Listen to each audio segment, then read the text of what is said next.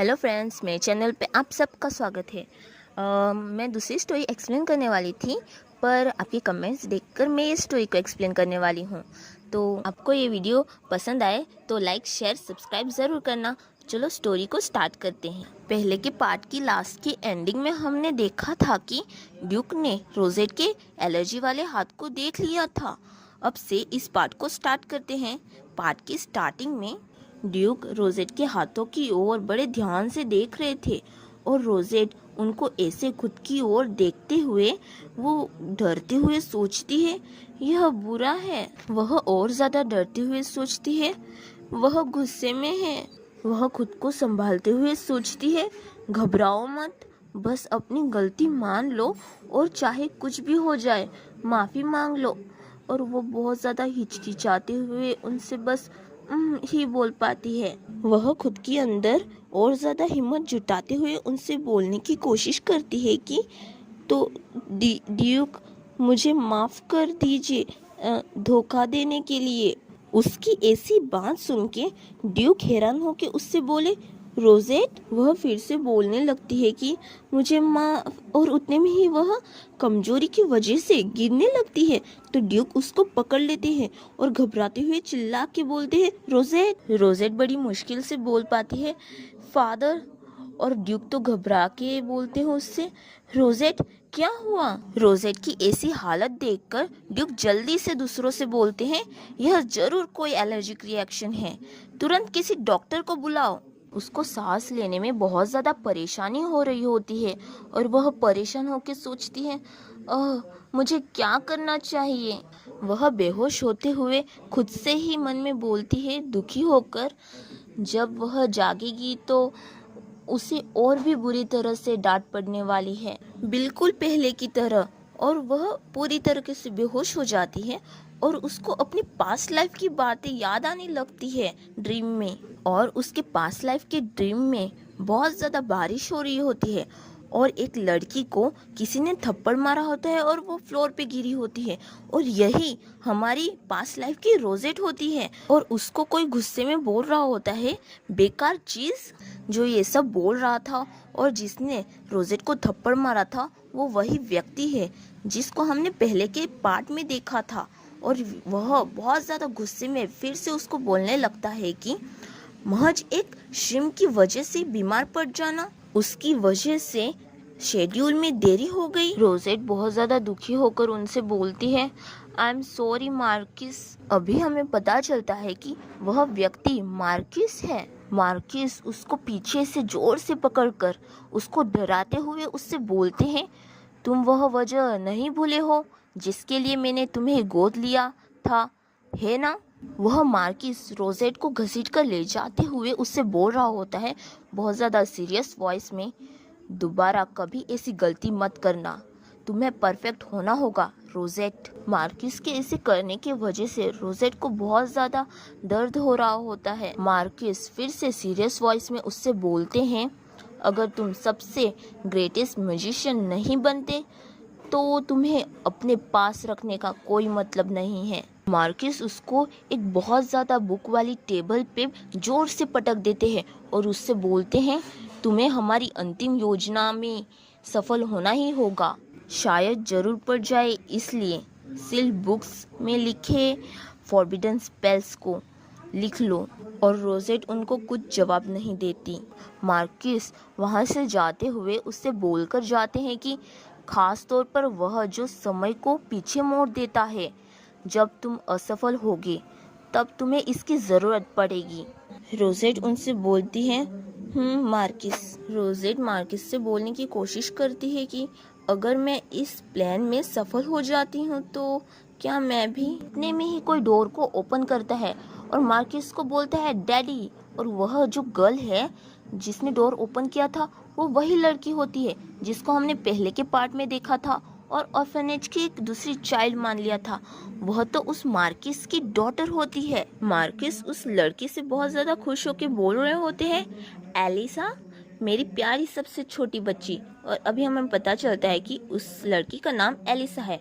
और वह फिर से मार्किस बोलते हैं उससे डैडी ने तुम्हें इस कमरे में आने से मना किया था, और वह लड़की उससे बोलती है, इस हवेली में ऐसी कोई जगह नहीं है जहाँ मैं नहीं जा सकती। और रोजेट उन दोनों की ओर बड़े ध्यान से देख रही होती है। एलिसा, जो उस लड़की का नाम है, वह मार्किस से बहुत ज़्यादा खुश होकर बोलती है, वैसे गाड़ी तैयार है, अब चलते हैं। रोजेट उनको इतने अच्छे से बातें करते हुए देख के खुद के चेहरे पे ज़्यादा कोई एक्सप्रेशन तो नहीं लाते हुए सोचती है, मैं बिना सोचे समझे लगभग पूछ ही चुकी थी। वैसे तो रोजेट ने खुद के चेहरे पे ज़्यादा कोई एक्सप्रेशन तो नहीं लाए थे, पर उनको ऐसे करते हुए देख के वह बहुत ज़्यादा दुखी थी। मार्किस और उसकी डॉटर वहाँ से चले गए थे और रोजेट खुद को तसल्ली देते हुए खुद से ही मन में पूछती है, अगर मैं प्लान में सफल हो गई तो क्या आप आखिरकार मुझे एक्नॉलेज करेंगी, मतलब मेरी योग्यता को पहचानेंगी। अब रोजेट स्टडी करते हुए खुद के बारे में सोचती है, मार्किस ऑफ डलस ने मुझे तब गोद लिया था जब मैं 8 साल की थी, क्योंकि मैंने मैजिक में अपना टैलेंट दिखाया था। मुझे लगा कि आखिरकार मुझे एक परिवार मिल रहा है, लेकिन इसके बदले मुझे जो मिला वह एक गहरे जख्म की तरह मेरे दिल पर छप गया। एक ऐसा स्पेल जिसने मुझे इसे चलाने वाले के हर आदेश का पालन करने के लिए मजबूर कर दिया। उस कर्ज का उपयोग करके मार्किस ने मुझे मारने का आदेश दिया था। शुरुआत में मैं अनाड़ी थी, लेकिन जल्द ही हत्या करना मेरी रोज की आदत बन गई और मेरे प्रति नाराजगी और आरोप बढ़ते चले गए। मार्किस ने कहा कि वह एक अच्छा संकेत था, क्योंकि मेरा जैसा बेकार इंसान आखिरकार थोड़ा बहुत काम का बन गया था, बिल्कुल वैसा ही जैसा वह चाहता था। मैंने हमारे दुश्मनों को चोट पहुंचाई और उन्हें मार डाला ताकि उसकी लंबे समय से प्रतीक्षित अंतिम योजना सफल हो सके। रोजेट खुद से ही सवाल पूछती है, और जब वह दिन आएगा तो क्या वह आखिरकार मेरी तरफ देखेगा। और अभी सीन शिफ्ट होता है और हमें एक कमरे का सीन दिखाया जाता है और रोजेट को होश आ गया था और वो धीरे से आंखें खोलते हुए सोचती है, मैं कहाँ हूँ। उतने में ही रोजेट से कोई पूछता है, क्या तुम जाग गए हो। यह बात सुनते ही रोजेट चौंक के बेड पे बैठ जाती है और उसके पास खड़ा हुआ व्यक्ति उससे बोलता है, डॉक्टर पहले ही आकर जा चुके हैं। यह सब कहने वाले व्यक्ति ड्यूक थे। ड्यूक बड़े ध्यान से रोजेट की ओर देख रहे थे। रोजेट उनको ऐसे खुद की ओर देखते हुए देखकर घबरा रही थी और ड्यूक बोलते हैं रोजेट से, रोजेट, और रोजेट तो घबरा के मारे यस बोलते हुए बेड से नीचे उतरने लगती हैं। उतने में ही ड्यूक फिर से रोजेट से बोलते हैं, आई एम सॉरी, और रोजेट तो एकदम ही शांत हो जाती है और उनकी ओर बड़े ध्यान से देखने लगती है।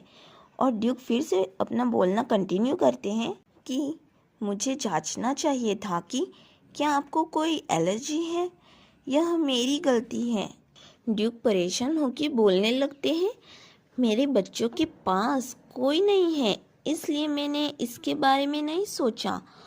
उनका मतलब है कि एलर्जी जो है उनके किसी भी बच्चे में नहीं है, इसलिए उन्होंने इसके बारे में सोचा ही नहीं था।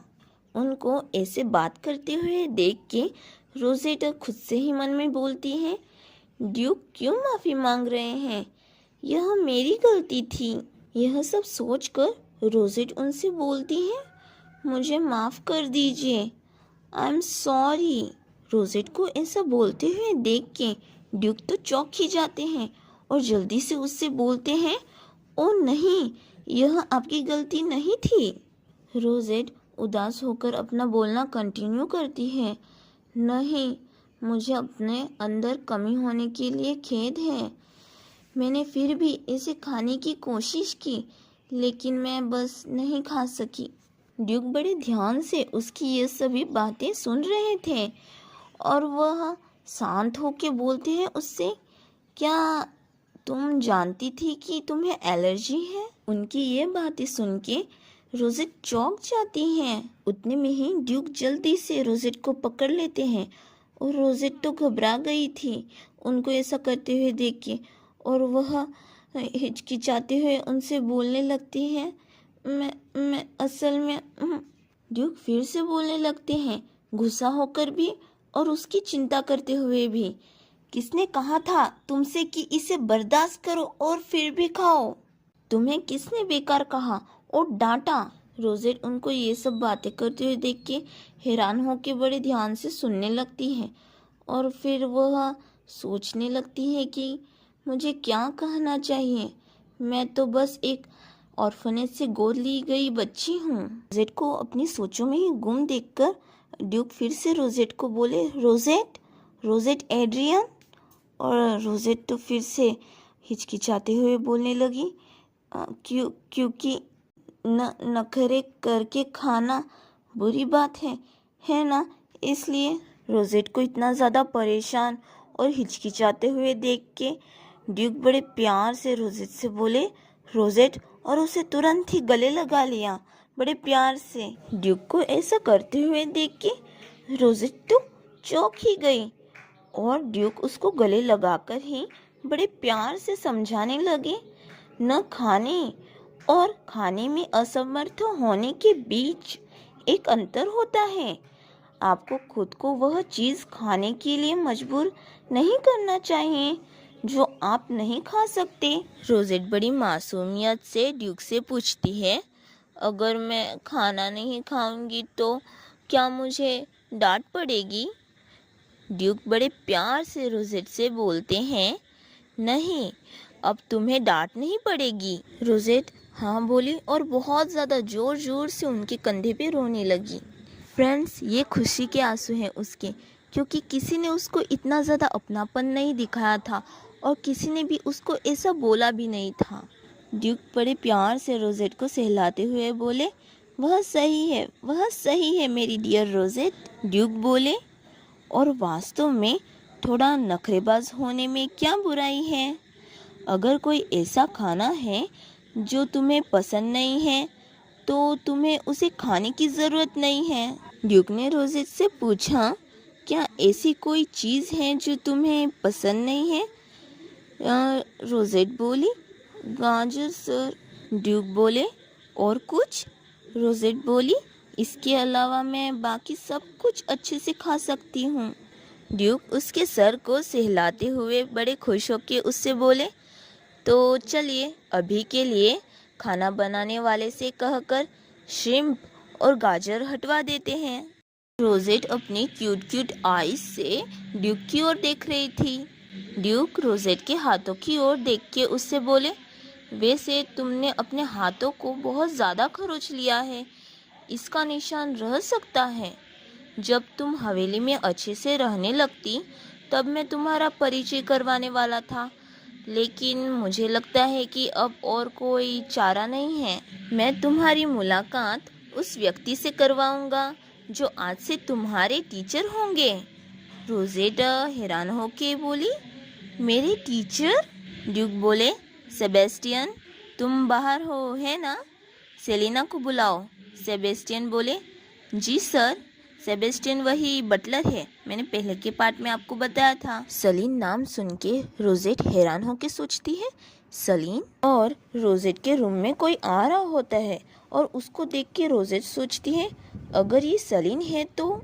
सलीन रोजेट को देख के बोलती है, अरे बाप रे।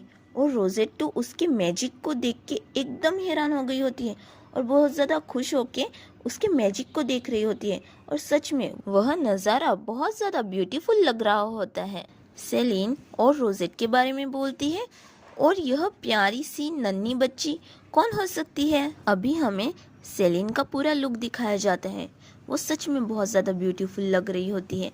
और सेलिन बोलती है, क्या यह कोई छोटी सी और प्रिंसेस है जिसे तुमने सबसे छुपा कर रखा है? यह वो ड्यूक से पूछ रही होती है और वह अपने फायर मैजिक से रोज़ को बनाने लगती है और रोज़ को बनाने के बाद वह रोजेट के सामने धीरे से रोज़ को ले जाती है उसको देने के लिए। और रोजेट तो उसको ऐसा करते हुए देख के और उसके मैजिक को देख के हैरान ही हो गई होती है। रोजेट को वह गुलाब देते हुए सेलिन बोलती है उससे, आपसे मिलकर बहुत खुशी हुई माय लेडी। सलीन का यह बात करना और उसका यह जादू वाला कारनामा देख के तो रोजेट का मुंह खुला का खुला ही रह जाता है और यहीं पे यह पार्ट खत्म होता है। आगे का पार्ट और ज़्यादा अमेजिंग होने वाला है क्योंकि रोजेट को वह टीचर कैसे पढ़ाएगी और उसका मैजिक कितना आगे बढ़ेगा, ये देखने में बहुत ज़्यादा मज़ा आने वाला है। अगर आपको इसका नेक्स्ट पार्ट चाहिए तो जल्दी से कमेंट कर दो और यह वीडियो आपको पसंद आए तो लाइक भी कर देना और सब्सक्राइब भी कर दो मेरे चैनल को, ताकि जब भी ये मैं वीडियो अपलोड करूँ इस स्टोरी का आपको जल्दी से मिल जाए। और हाँ, बहुत ज़्यादा सॉरी क्योंकि मैंने इतने दिनों से वीडियोस नहीं अपलोड की थी, बहुत ज़्यादा प्रॉब्लम्स आ गई थी, ये बारिश की प्रॉब्लम्स और नेटवर्क की प्रॉब्लम, इसलिए I am very very sorry friends. और नेक्स्ट पार्ट में मिलते हैं फ्रेंड्स, बाय।